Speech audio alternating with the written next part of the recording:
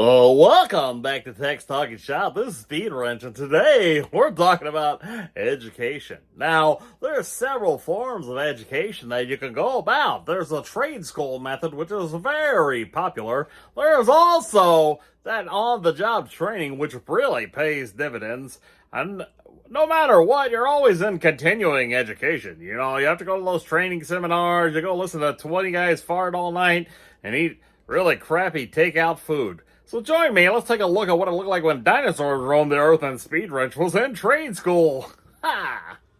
So you've decided to start trade school. You go in there and they give you what's called a classroom manual, because believe it or not, back in the day, we used to have to be in the classroom.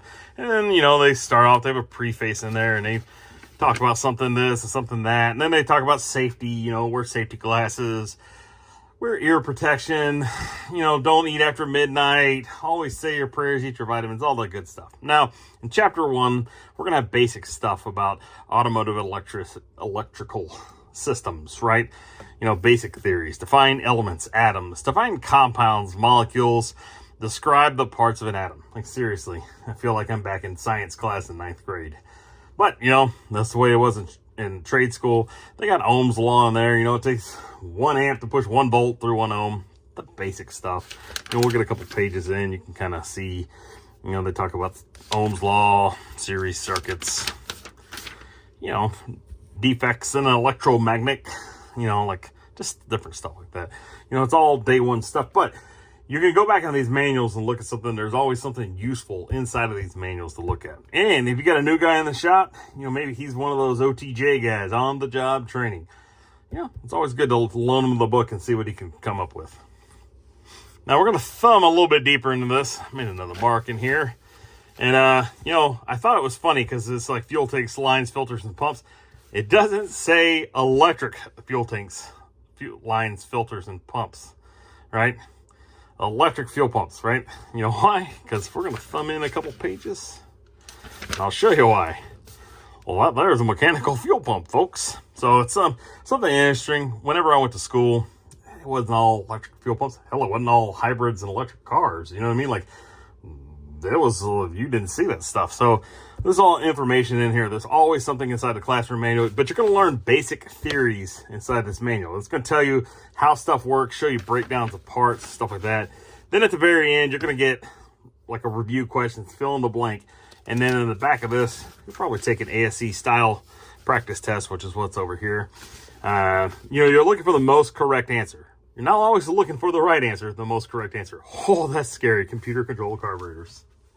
All right, so you progress from the classroom, you go into the shop. You get what's called a shop manual, right?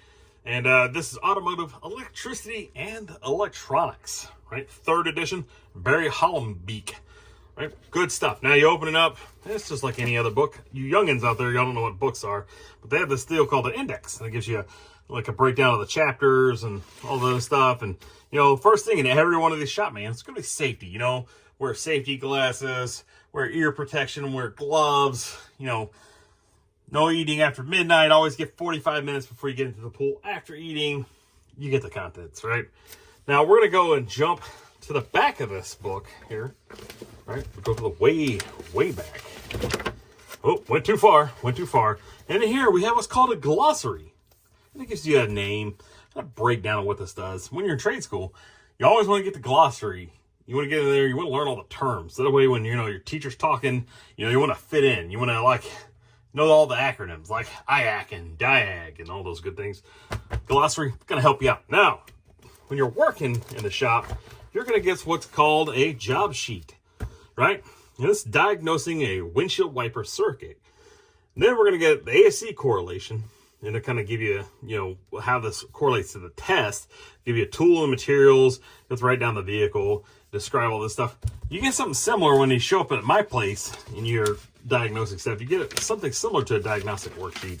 Not quite like this, but, you know, it's close. You got to fill out symptoms and all this stuff because you got to know how to relay the information to the service writer. Now, the service writer thinks he knows everything there is to know about automotive, but sometimes he doesn't. So, anyways, you know, you get these job sheets, fill these out. There's ASC practice test questions in here. All kinds of good stuff. All right, you've advanced into advanced engine performance diagnostics. You got your work text. Now, this is interesting. Inside this book, they got some more worksheets, and this is more what I was kind of aiming for before. You got AC ripple voltage from generator worksheet. Now, you give all this stuff, you put it in there, it gives you kind of a step-by-step. It breaks it down like, hey, we need to check for AC voltage. This is how you check for AC voltage, right? This will help you out. This is good information. So you'll have a manual like this. It's the further along you get, like when you get into advanced diagnostics, the farther you get. You're not getting this day 1, you're getting this like day 521. All right, well, you're getting towards the end of trade school. You're ready to take your AC certification. You're ready to get that L1 Master Certified Automotive Technician. So you can go to any shop, kill to have it, right? You're the #1 guy they're looking for. You're going to take something similar to this, which is the ASE test. Now, this is a practice test or a preparation series, right, for brakes, test A5, right? Important stuff. Now, I want to show you something kind of funny about ASE test, right? So when we open it up, preparing for the exam. So I thought we were preparing for the exam whenever we were, in school, right? But now it wants us to prepare for the exam. And it tells us what's going to happen during the test. Well, that's kind of weird. Like, shouldn't it be more real world type stuff, right? Like when we're taking the test, should we have like more availability information? Just general things like that,